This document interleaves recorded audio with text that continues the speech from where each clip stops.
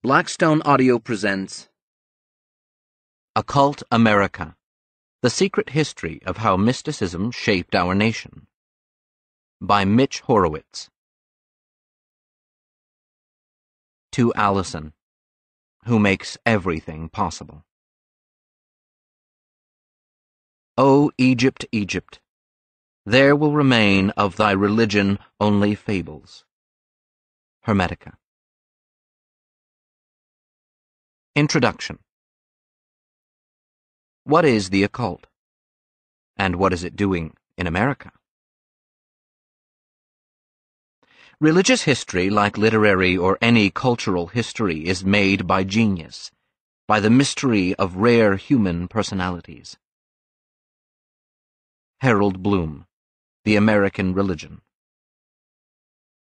In the summer of 1693, the philosopher Johannes Kelpius and a small band of followers fled their Rhine Valley homeland. The region had once been a sanctuary of political independence and esoteric spirituality. It was now a charred land of devastation, crushed by the papal Habsburg Empire during the 30 Years' War. The 21-year-old Kelpius, a protege of mystical scholars who survived in the Rhine corridor, led his German pilgrims to the New World. Fewer than 40 in number, they first traveled over land and later endured a 5-month sea voyage, which proved less dangerous for the weather than for warring French and British ships crisscrossing Atlantic routes. By late June of 1694, the group reached Philadelphia, then a cluster of about 500 houses. They settled along the wooded banks of the Wissahickon Creek outside town. There they lived a monastic existence, occupying caves and constructing a 40-foot square log tabernacle topped with a telescope, from which they scanned the stars for holy signs. By sunlight and hearth fire, they studied astrology, alchemy, number symbolism, esoteric Christianity, Kabbalah, and other philosophies that had once flowered back home. Newcomers journeyed to America to join their tabernacle in the forest, and in the years following Kelpius's death from tuberculosis in 1708, they created a larger commune at Ephrata, Pennsylvania. News drifted back to the Old World. A land existed where mystical thinkers and mystery religions, remnants of esoteric movements that had thrived during the Renaissance and were later harassed, could find safe harbor. And so began a revolution in religious life that was eventually felt around the earth. America hosted a remarkable assortment of breakaway faiths, from Mormonism to Seventh-day Adventism to Christian Science. But one movement that grew within its borders came to wield radical influence over 19th and 20th century spirituality. It encompassed a wide array of mystical philosophies and mythical lore, particularly the belief in an unseen world whose forces act upon us and through us. It is called the occult. The teachers and purveyors of the American occult, colorful, audacious, and often deeply self-educated men and women, shattered every stereotype, real and imagined, of the power-mad dabbler in dark arts. Rather than seeing mystical or magical ideas as a means to narcissistic power or moral freedom, they emphasized an unlikely ethic of social progress and individual betterment.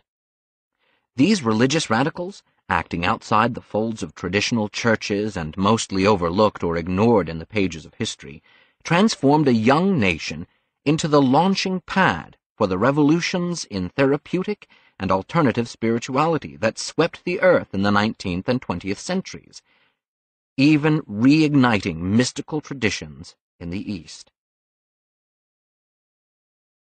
Sons of Frankenstein. In her 1818 novel, Frankenstein, Mary Shelley offered a stirring portrait, not sympathetic, but not as unsympathetic as many suppose, of the European occult in the Age of Enlightenment in the 1700s. Her budding scientist Victor Frankenstein was torn between the occult visions that drew him to science as a child and the materialist philosophy of his peers. It was very different when the masters of science sought immortality and power. Such views, although futile, were grand. But now the scene was changed. I was required to exchange chimeras of boundless grandeur for realities of little worth. In the public mind, the occultist craved immortality, deific power, and limitless knowledge. It was an image that popular occultists often fed. The 19th century French magician Eliphas Lévy fancied the occult arts, a science which confers on man powers apparently superhuman. England's great beast, Aleister Crowley, extolled self-gratification in his best-known maxim, "Do what thou wilt shall be the whole of the law." The standard-bearers of the American occult took a different path. They sought to remake mystical ideas as tools of public good and self-help. The most influential trance medium of the 19th century, Andrew Jackson Davis, called the Poughkeepsie Seer after his Hudson Valley, New York home, enthralled thousands with visions of heaven as a place that included all the world's people, black, white, Indian, and followers of every religion. In early America, the occult and liberalism were closely joined, especially in the movement of spiritualism, or contacting the dead, whose newspapers and practitioners were ardently abolitionist and suffragist. For women, spiritualist practices from seances to spirit channeling became vehicles for the earliest forms of religious and political leadership. The first American-born woman to become a recognized public preacher was Jemima Wilkinson. In 1776, at age 24, she claimed to have died and returned to life as a medium of the divine spirit, calling herself the public universal friend. The friend, like the Rhine Valley mystics and Andrew Jackson Davis, remained a Christian. While her claims of supernatural rebirth and spirit channeling fell squarely within the occult framework, her religious perspective was unmistakably scriptural. For a time, this was the nature of most American occultists, and it would never fully disappear. Few of them expressed any feelings of contradiction between Christian devotion and arcane methods of practice. Eventually, the occult and its acolytes came to branch ever more clearly into a separate and distinct spiritual culture, though not necessarily shedding a Christian moral outlook. In the years between the Civil War and World War II, Americans took a do-it-yourself approach to many aspects of life, including the occult. Their enthusiasms resulted in strange inventions like the Ouija board, a boom in pop astrology, and a revolution in metaphysical mail-order courses and how-to guides. Breaking with the habits of the old world, American occultists often proved wary of secret lodges and brotherhoods. They wanted to evangelize occult teachings as tools that ordinary men and women could use to contend with the problems of daily life. In their hands, methods that had once seemed forbidden or even sinister in the old world, such as mesmerism, soothsaying, and necromancy, morphed into a bevy of friendlier-sounding philosophies, some involving mind-body healing, positive visualization, and talking to angelic spirits. The early 20th century progressive minister, Wallace D. Wattles, whose writing later inspired the book and movie The Secret, conceived of a physical science of getting rich, which he saw more as a program of wealth redistribution than a means of personal enrichment. Similarly, the black nationalist leader Marcus Garvey attempted to harness the mind power, or positive thinking principles so popular within American mysticism, as a path to black liberation. Even at the highest rung of American politics, the Iowan farmer-seeker Henry A. Wallace, who served as Franklin Roosevelt's second vice president, drew ethical ideas from his lifelong passion for the occult and envisioned the dawn of a spiritually enlightened New Deal of the ages. Since the mid-19th century, denizens of the American occult had foretold a new age in education, cooperation, and inner awakening. in the depth and reach of their careers, in their marriage of arcane methods with self-improvement philosophy, and in their determination to bring mysticism to the masses, they remade occultism into the harbinger of a new era in self-empowering and healing spirituality. Its arcane roots, however, became overgrown and forgotten. The Silver Moon. Mysteries can be found wherever you look, especially when you're not sure what you're looking for. My brush with the occult began on a quiet Sunday morning in the mid-1970s at a diner in the Queens neighborhood where I grew up, a place of bungalow-size houses and cracked sidewalks that straddles the invisible boundary between the farthest reaches of New York City and the suburbs of Long Island. As a restless 9-year-old, I fidgeted at a table crowded with parents, aunts, and older cousins. Bored with the grown-up conversation, I wandered toward the front of the restaurant, the place where the real wonders were: cigarette machines, rows of exotic-looking liquor bottles above the cashier counter, brochure racks with dating service questionnaires, a boxy machine that could print out your biorhythm. It was a carnival of the slightly forbidden. One vending machine especially caught my eye: a dime horoscope dispenser. Drop in a coin, pull a lever, and out would slide a little pink scroll wound in a clear plastic sleeve. Unroll it, and there appeared a brief analysis for each day of the month. I was a ripe customer. I had just borrowed a book of American folklore from our local library. It contained an eerie pentagram-like chart over which, eyes closed, you could hover a pin and bring it down on a prophecy: a new love, loss, good health, and so on. My prophecy read, a letter. At 9, letters rarely found me, but the very next day, one arrived, from the library. My hands shook when I opened it, only to remove a carbon-copied overdue slip. But still. In the 1970s, the supernatural was in the air. I overheard my big sister on the phone discussing whether ex-Beatle Ringo Starr had shaved his head in solidarity with the youth culture's Prince of Darkness, Charles Manson. Books on ESP, Bigfoot, and True Hauntings appeared in the Arrow Book Club catalogs at my elementary school. Friends huddled in basements for seances and Ouija sessions. The Exorcist was the movie that no one on the block was allowed to see. On TV, Merv Griffin and Mike Douglas chatted with clairvoyants, astrologers, and robed gurus. Everything seemed to hint at a strange other world not so far away from our own. Or so it seemed that Sunday morning, as I bounded back to the table to show off my star scroll. "Look what it says," I announced, reading out predictions that were always just reasonable enough to come true. "Does it also say you're a sucker?" asked my grandfather, the perpetually exhausted manager of a flower shop. His lack of even the slightest curiosity about the mysteries of the world was as impossible for me to understand as my boyish enthusiasm was for him. While I didn't yet know the lines from Hamlet, "There are more things in heaven and earth, Horatio, than are dreamt of in your philosophy," I felt their meaning in my guts. Peering down at my star scroll, I wondered, where did this stuff come from? The zodiac signs, their symbols, the meanings, all this came from somewhere old.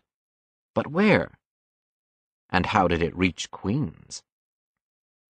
Although I wouldn't know it until many years later, my dime scroll philosophy contained a surprising likeness to the ideas of Claudius Ptolemy, the Greco-Egyptian astrologer-astronomer of the 2nd century A.D., who had codified the basic principles of heavenly lore in his Tetrabiblos. In Ptolemy's pages stood concepts that had already stretched across millennia and followed a jagged path, sometimes broken by adaptations and bastardizations. They ranged from the philosophy of primeval Babylon to classical Egypt to Ptolemy's late Hellenic era, to the Renaissance courts of Europe, to popularizations of the 19th and 20th centuries, and, finally, to the Star Scroll bought by a 9-year-old one morning in a local diner, a place aptly named the Silver Moon. In Ptolemy's day, astrology remained a mainstay of royal courts and academies, but by the 4th century A.D. it would fall into disfavor under the influence of early church fathers, who warned that divinatory practices were an easy portal for demonic powers.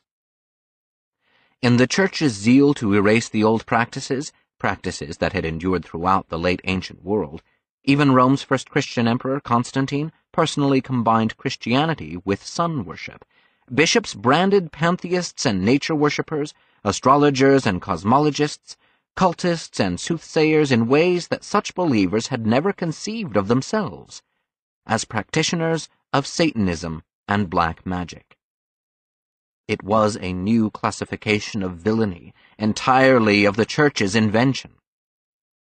Once so characterized, the religious minority could be outlawed and persecuted, just as early Christians had been by pagan powers. The fall of Rome meant the almost total collapse of esoteric and pre-Christian belief systems in Europe, as ancient books and ideas were scattered to the chaos of the Dark Ages. Only fortress-like monasteries, where old libraries could be hidden, protected the mystery traditions from complete destruction. By the time Greco-Egyptian texts and philosophy started to re-emerge in the medieval and Renaissance ages, astrology and other divinatory methods began to be referred to under the name occultism. Occultism describes a tradition, religious, literary, and intellectual, that has existed throughout Western history. The term comes from the Latin occultus, meaning hidden or secret. The word occult entered modern use through the work of Renaissance scholar Heinrich Cornelius Agrippa, who used it to describe magical practices and veiled spiritual philosophies in his 3-volume study De Occulta Philosophia in 1533. The Oxford English Dictionary cites the first instance of the word occult 12 years later. Traditionally, occultism deals with the inner aspect of religions, the mystical doorways of realization and secret ways of knowing. Classical occultism regards itself as an initiatory spiritual tradition. Seen from that perspective, the occultist is not necessarily born with unusual abilities, like soothsaying or mind-reading, but trains for them. Such parameters, however, are loose. Spiritualism is impossible to separate from occultism. Whether believers consider channeling the dead a learned skill or a passive gift, its crypto-religious nature draws it into the occult framework. Indeed, occultism, at its heart, is religious. Renaissance occultists were particularly enamored of Jewish Kabbalah, Christian Gnosticism, Egypto-Hellenic astrology, Egyptian-Arab alchemy, and prophetic or divinatory rituals found deep within all the historic faiths, especially within the mystery religions of the Hellenic and Egyptian civilizations. They venerated the ideas of the Hermetica, a collection of late ancient writings attributed to the mythical Greco-Egyptian sage Hermes Trismegistus. The name Hermes Trismegistus meant thrice greatest Hermes, a Greek term of veneration for Thoth, Egypt's god of writing, whom the Greeks conflated with their own Hermes, and later with the Roman Mercury. The Hermetica reflected the final stages of the magico-religious thought of Alexandria, and formed a critical link between ancient Egypt and the modern occult. The sturdiest definition of classical occult philosophy that I have personally found appears not in a Western or Egyptian context, but in Sino-scholar Richard Wilhelm's 1950 introduction to the Chinese oracle book The I Ching, or Book of Changes. Every event in the visible world is the effect of an image, that is, of an idea in the unseen world. Accordingly, everything that happens on earth is only a reproduction, as it were, of an event in a world beyond our sense perception. As regards its occurrence in time, it is later than the suprasensible event. The holy men and sages who are in contact with those higher spheres have access to these ideas through direct intuition and are therefore able to intervene decisively in events in the world. Thus man is linked with heaven, the suprasensible world of ideas, and with earth, the material world of visible things, to form with these a trinity of primal powers. Of dime horoscopes. Back for a moment to the Silver Moon Diner. What of the coin machine where I bought my horoscope that morning? It had its own story, one perhaps less august than that of ancient scholars or Renaissance courts, but, to a young boy, no less fascinating. It was invented in 1934 by a clothing and security salesman named Bruce King, or as he was better known by his nom de mystique, Zolar. It comes from the zodiac and solar system, he explained. Registered U.S. trademark. His initiation was not in the temples of Egypt, but on the boardwalks of Atlantic City, New Jersey. There he witnessed a goateed professor, A.F. Seward, thrusting a pointer at a huge zodiac chart while lecturing beachgoers on the destiny of the stars.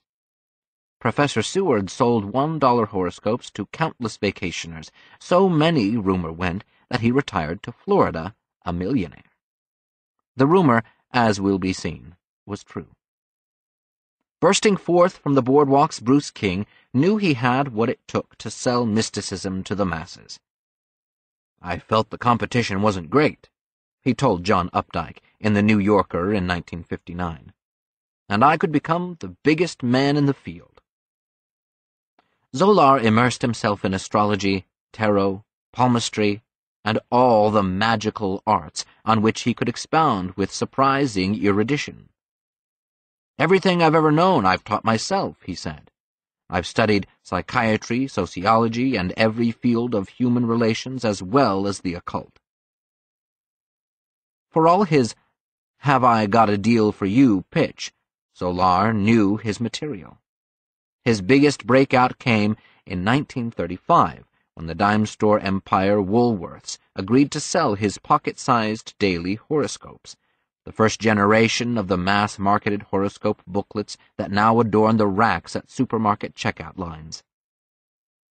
The secret to Zolar's success was that he spoke in a language everyone could understand.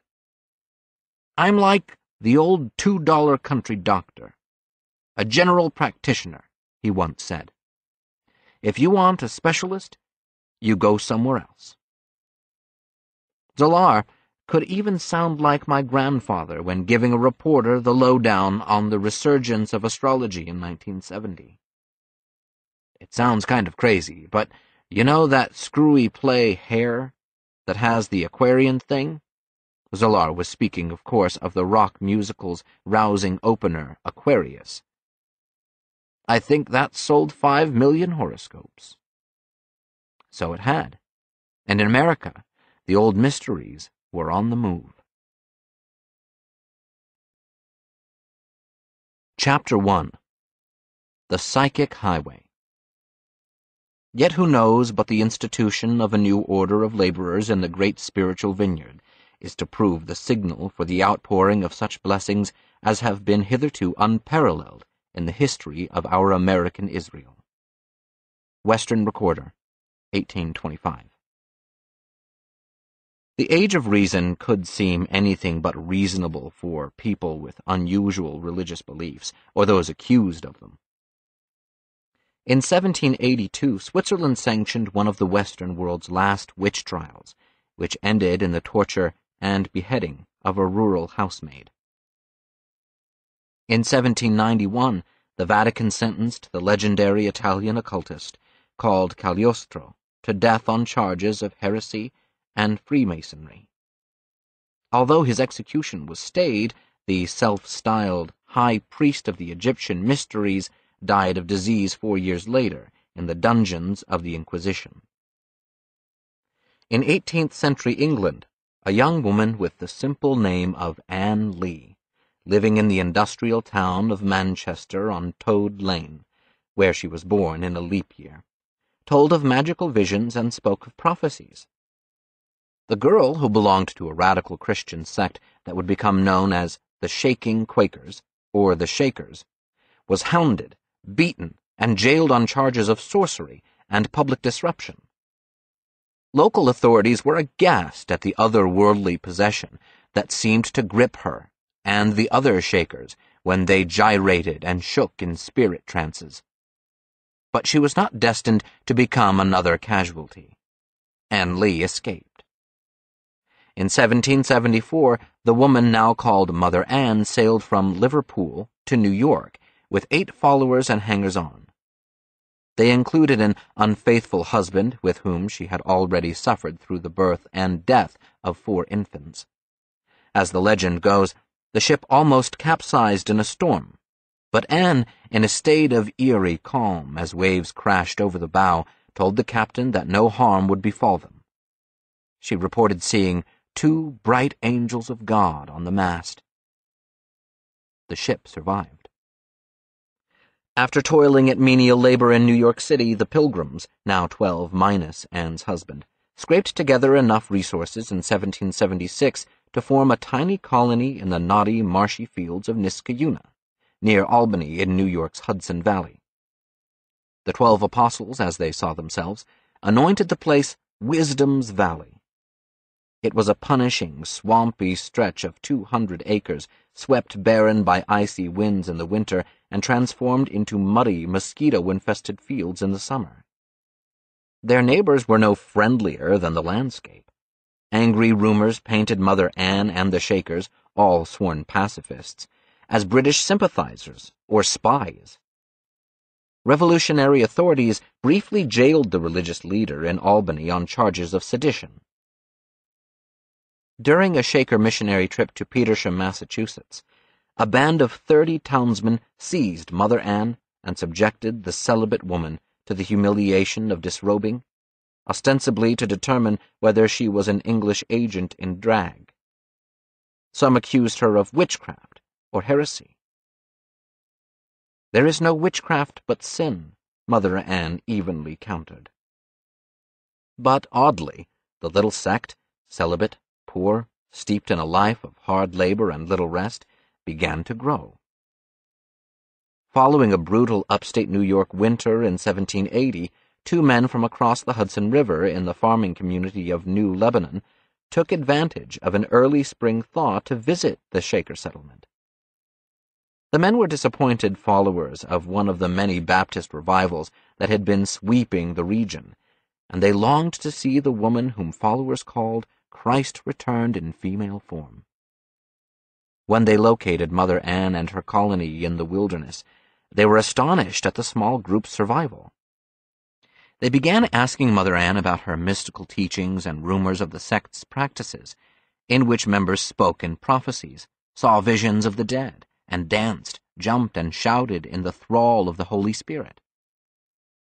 "We are the people who turned the world upside down," Mother Ann enigmatically told them. The men returned to New Lebanon to spread word of the people in the woods, and more curiosity-seekers trekked to Niskayuna. Strange natural events drove newcomers into Mother Ann's little world. On May 19, 1780, many parts of New England experienced the Dark Day, a period when the daytime skies mysteriously blackened and the sun's rays were blotted out. The cause may have been a rash of local fires to clear fields, but the effect was panic over the coming of Armageddon. Mother Ann's warnings about the debased nature of the world suddenly seemed prophetic, and new converts came to her. To the Shakers, it was all expected.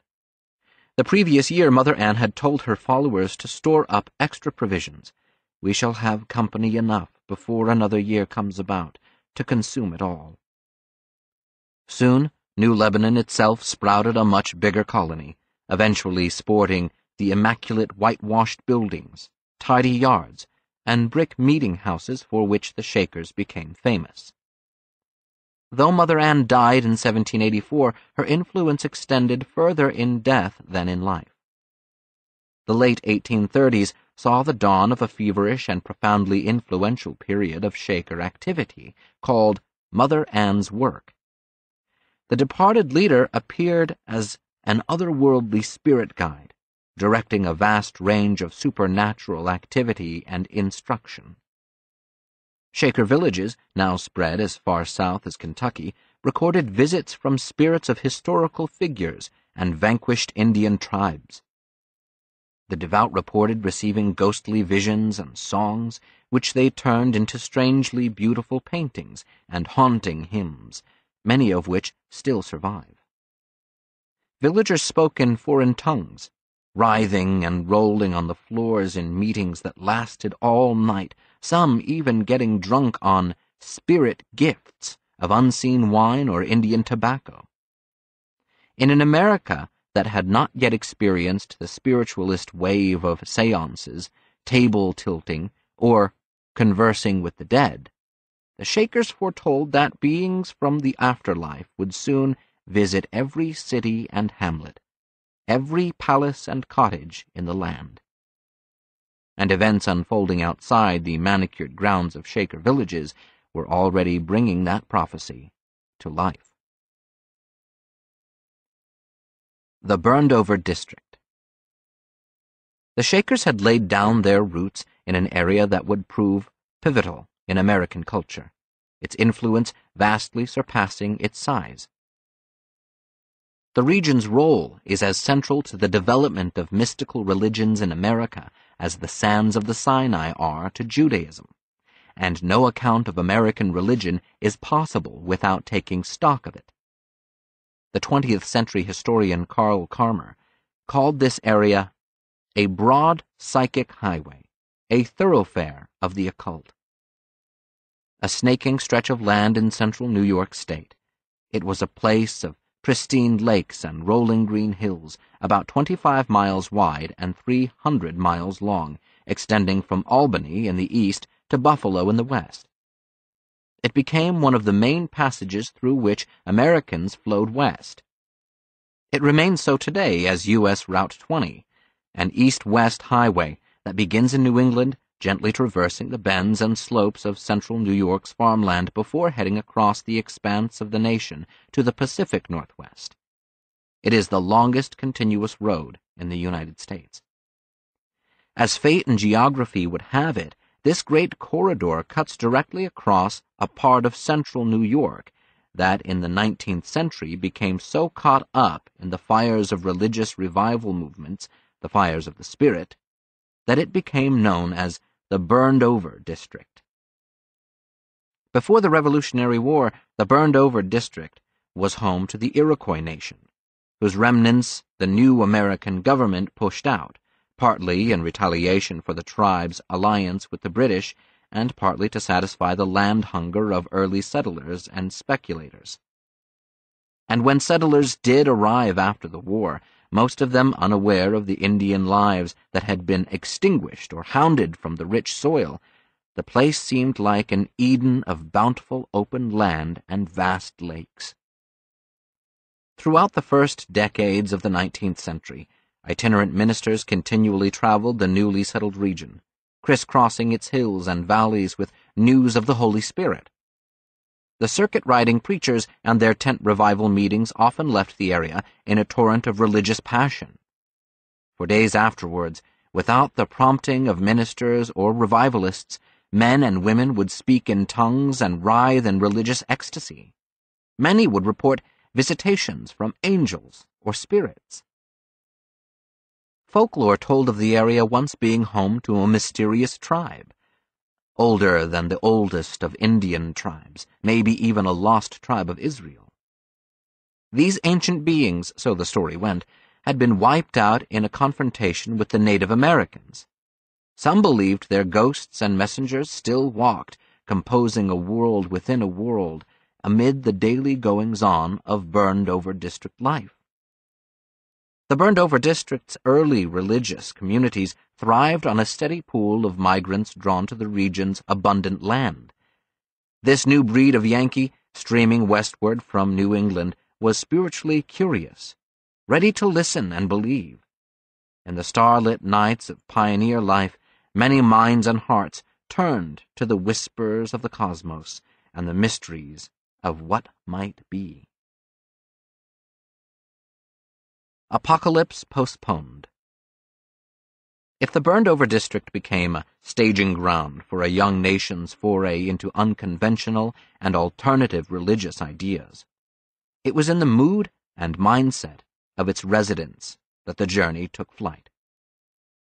The mental habits of the burned-over district can best be understood by looking at one of the great schisms of American religious history.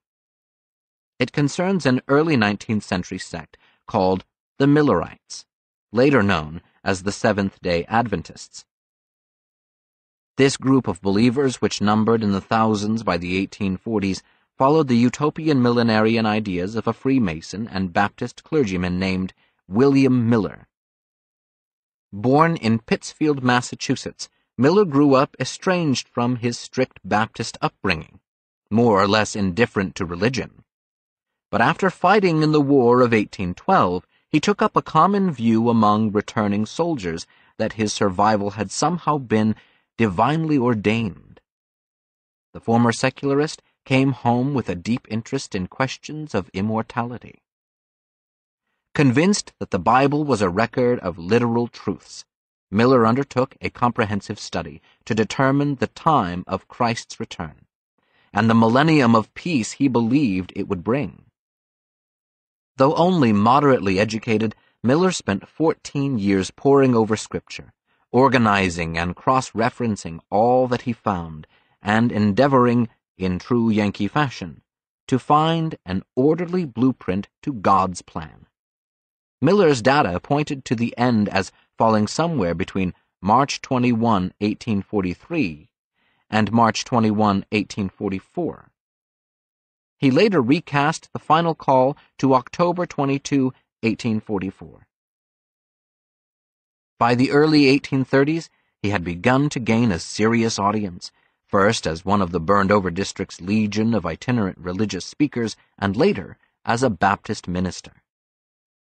As Miller's portentous dates neared, hundreds and then thousands of followers gathered at tent revival meetings throughout central New York. They filled, and sometimes overflowed, the biggest tent the nation had ever seen, one that could seat 3,000 people. Once, near Rochester, a wind squall snapped 15 of its chains and several inch-thick ropes, violently ripping the tent from its moorings like the opening of a gigantic clamshell. Amazingly, no one was hurt, which deepened local belief that Miller's movement was charmed. When an economic depression swept the burned-over district in the late 1830s and early 1840s, it served only to heighten the yearning for deliverance and the feeling that familiar institutions were slipping away. A widely promulgated myth tells that as 1843 approached, the man the press called Mad Miller and his followers shed their last possessions, donned white ascension robes, and waited on hilltops for the new advent. Stories abound in popular histories and local tales that some ran amok, engaging in free love and throwing money to the wind in anticipation of a world without wants or demands. Not only is this portrait historically inaccurate, without any viable source material in newspapers of the day, but it misunderstands the unusual blend of magical beliefs and practical habits that marked so many lives in the burned-over district. In fact, Miller's followers never sold their belongings en masse, retreated to hilltops, or, except for rare cases, threw responsibility to the winds as they awaited their savior. What few such episodes did occur were seized upon and exaggerated by those neighbors who mocked and, in some cases, even physically attacked the Millerites as they congregated in meeting halls and homes. Most evidence shows that these Yankee acolytes toiled right up to the point of Miller's end times, working at their jobs, maintaining their farms, and attending school. Barns were swept, haylofts loaded, and fireplaces stoked before the arrival of the last days. While followers believed in and were passionate for progress and perfection, they never abandoned the worldly. And this was the distinct habit of thought in the burned-over district. The ability to believe so deeply in the other world that it could be felt as a palpable presence, but also to possess the soundness of mind and instinct to, in the Shaker formulation, keep hands to work even as hearts soared to God. It was a key facet of the occult and metaphysical mindset being born in America.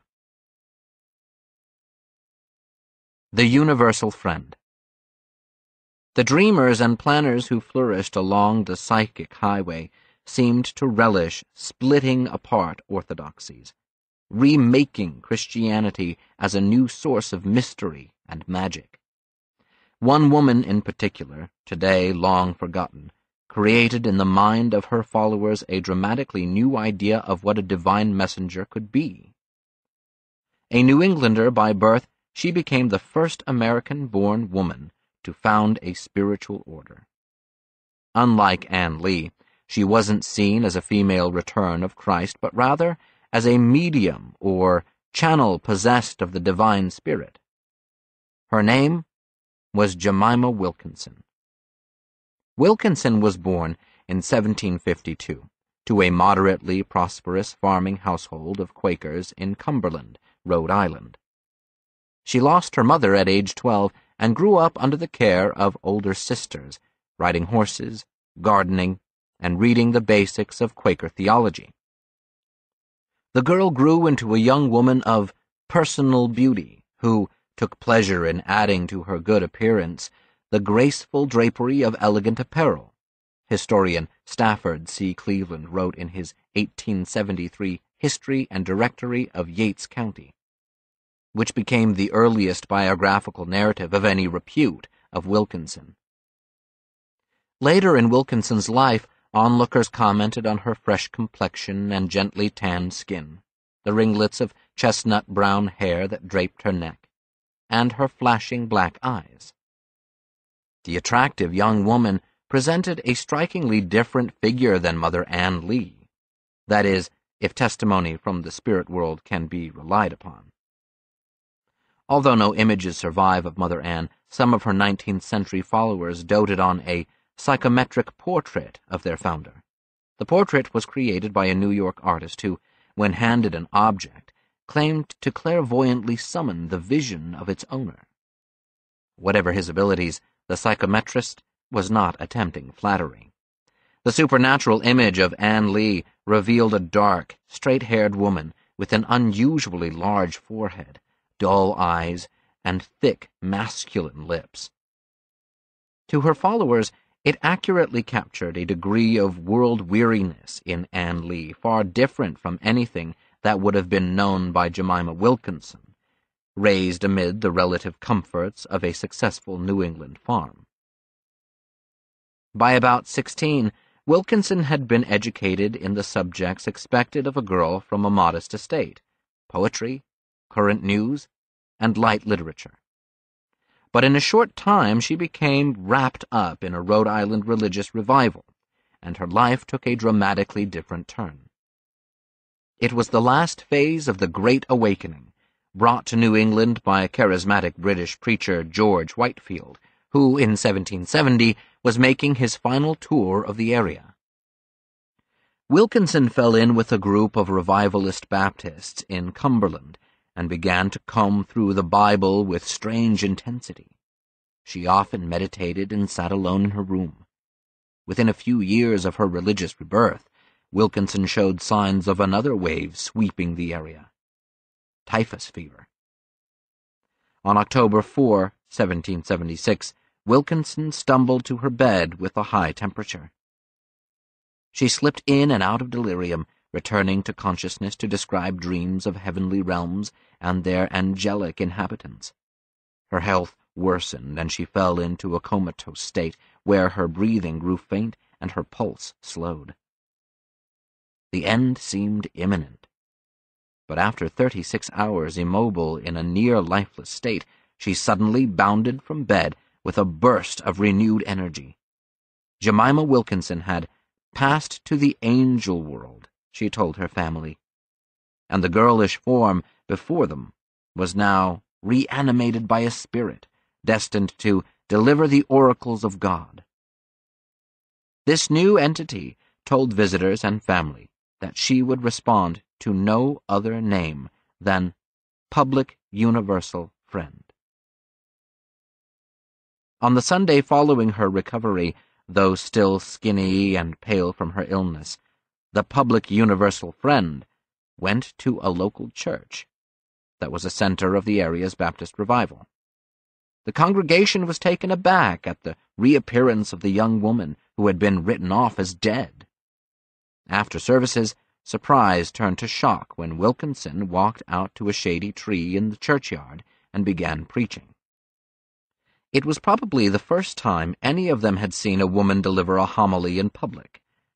Her message, repentance from sin, humility, the golden rule, was little more than warmed-over Quakerism.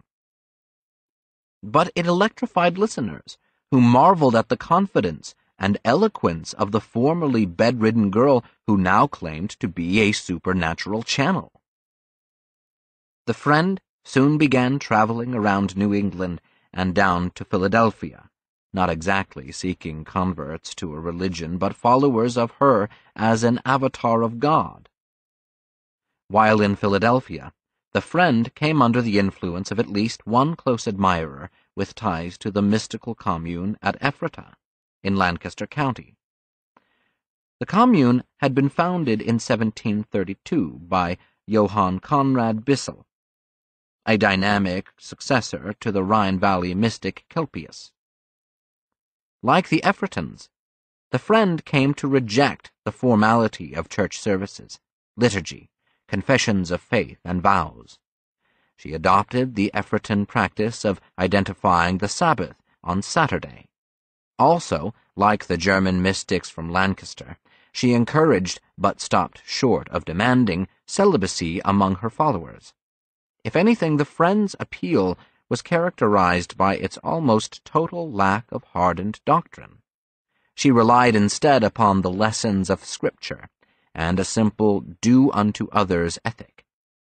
Indeed, the Friend's teachings, in contrast to her fantastic claims about herself, could seem downright ordinary, extending to the virtues of punctuality and good neighborliness. Unlike the intense devotees around Mother Ann Lee, the Friend attracted a milder circle of landowners, merchants, and gentry. Shakerism, by contrast, was always running afoul of authorities as a migrant British movement whose converts came largely from the rear pews, kitchen maids, hired hands, and hard-scrabble farmers. Followers of Mother Ann were once jailed simply on a rumor that they were driving sheep into British-held territory. The Universal Friend, on the other hand, moved freely around Rhode Island during the Revolutionary War, preaching to both American and English troops. Even when the Friend did end up in court after the war, the results were almost comical. In a dispute with an angry ex-follower, the Friend was dragged before a central New York circuit court on charges of blasphemy, only to hear the presiding judge calmly inform the parties that blasphemy was not an indictable offense in the new republic. In a tale that would be dismissible as legend were it not on public record, Judge Morgan Lewis, later the governor of New York, then invited the Friend to preach before the court and applauded her good counsel. It was a reception Mother Ann never could have dreamed of. Pioneer Prophetess. After learning about the success of Ephrata, the Friend's followers began to discuss creating a colony of their own. By late 1788, a cluster of devotees journeyed from New England to the lakes of central New York to break ground on a settlement to house the Universal Friend. In so doing, followers of the pioneer prophetess, as Wilkinson's impeccable 20th century biographer, Herbert A. Wisby, Jr., dubbed her, became some of the earliest white settlers of central New York. Their community of Jerusalem eventually grew near Crooked Lake, now called Keuka Lake. It continues to stand as an incorporated town today, a place in which family names belonging to the Friend's earliest followers still appear in the local telephone directory. Many central New Yorkers harbored conflicting attitudes toward their spirit-possessed pioneer, who cut a theatrical presence in her trademark cape and wide-brimmed hat. Their ambivalence resulted in a wide range of tall tales that depicted the Friend as a shrewd operator of slightly ill repute.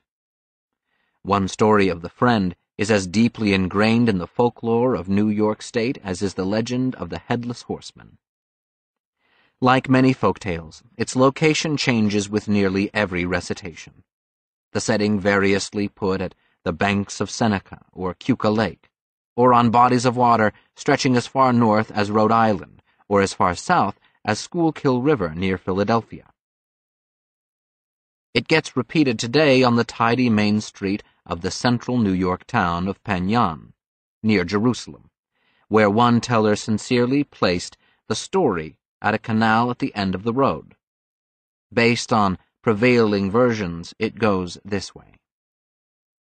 One morning, the Friend led a band of followers to a lakeshore, where she preached to them on the powers of faith. She built to a fiery conclusion and then proclaimed she was going to walk on water. "Have ye faith that I can do this thing?" she demanded of the crowd. "Yea, we believe," followers replied. "Then if ye have faith," the Universal Friend said, "there is no need for any vulgar spectacle." And with that she turned around, got into her carriage monogrammed with her initials, U*F, and rode off. The only confirmable part of the story is the monogrammed carriage, which still survives. Another apparent fiction surrounded the Friend's death. Her detractors claimed that the Friend said she was immortal, and that, when she died in 1819, her deputies snuck her body out of her Jerusalem basement by night and secreted it to an unmarked grave. In fact, Wilkinson's body was interred with several others in a traditional burial vault on her property. It was not until several years later that her remains were moved, in Quaker fashion, to an unmarked plot. Legal battles over township land emerged before and after the Friend's death, but by and large her followers and their families, similar in spirit to the Millerites, balanced within them both fantastical beliefs and the canny abilities and competences needed for a successful outer life. Following their teacher's death, these farmers, merchants, and tradesmen moved on to populate many of the region's liberal and experimental religious communities. The Friend's ministry, at once supernatural and down-to-earth, played a lasting, if little-seen role in peopling the movements and attitudes that traveled the psychic highway, and acculturated the nation to religious experiments. The Lost Tribe. When Route 20 remained just a well-traveled carriage path, an ambitious, dreamy young man who grew up near its perimeter in the town of Palmyra, about 40 miles north of the Universal Friend settlement, became its most influential traveler. Raised on the folklore of the burned-over district and possessed of ingenious and extraordinary visions, he went on to establish one of the fastest-growing religions of the contemporary world: Mormonism. As a teenage boy in the late 1810s and early 1820s, Joseph Smith of Palmyra was locally known as a clairvoyant guide who could track down hidden treasure using a seer stone, a smooth rock, variously opaque or marked with magic symbols, that he placed in his hat and gazed into to gain the power of second sight. The manner in which Smith went about peep-stoning might be compared today with scrying or crystal gazing. The area's buried treasure hunters valued his talents. In the early 19th century, many Western and Central New Yorkers believed that ancient artifacts were squirreled away within Indian burial mounds or subterranean chambers under the region's hills and valleys. Legend told of buried ruins that belonged to a civilization older than the Indians. Magic and myth were part of the firmament of the Smith household. According to historian D. Michael Quinn in his monumental study, Early Mormonism and the Magic Worldview, Joseph Smith's family owned magical charms, divining rods, amulets, a ceremonial dagger inscribed with astrological symbols of Scorpio and seals of Mars, and parchments marked with occult signs and cryptograms popular in 18th and 19th century English and American folklore. In her 1845 oral memoir, the family matriarch, Lucy Mack Smith, recalled the Smiths' interest in the faculty of abric, a term that might have been lost on some. In fact, abric, or abraxas, is a Gnostic term for God that also served as a magical incantation. Gnostics were members of early Christian sects that had not been enfolded within the church structure. Their literature and theology were a distinctly independent mixture of Christian, classical, and pagan thought. It forms the root of a magic word known to every child, abracadabra. For his part, Joseph Smith venerated the powers of the planet Jupiter, which was prominent in his astrological birth chart. According to Quinn, Smith's first wife, Emma, reported that Smith carried a protective Jupiter amulet up to his death. The surviving silver amulet displays markings that derive from the work of Renaissance mage Cornelius Agrippa, and that were spread among British and American readers by the English occultist Francis Barrett in his 1801 book, The Magus, a popularization and partial copycat of Agrippa. Smith's occult interests closely reflected those that traveled through central New York. Later in life, his theology suggested the existence of a male-female god, an idea found in Hermetic and Gnostic traditions, though one that Smith may have imbibed locally through the teachings of Mother Ann Lee or Jemima Wilkinson. He also grew fascinated with the temple rites and symbols of Freemasonry, a movement of tremendous influence and controversy in the burned-over district, as will soon be seen. The rebellious, spiritually adventuresome Smith began reporting divine visitations in the 1820s, which culminated in the angel called Moroni, directing him to golden plates buried in the hill Cumorah, near his home. It was the same place where local legend held that a lost tribe of Israel had made its last stand, a pillar of Smith's later theology.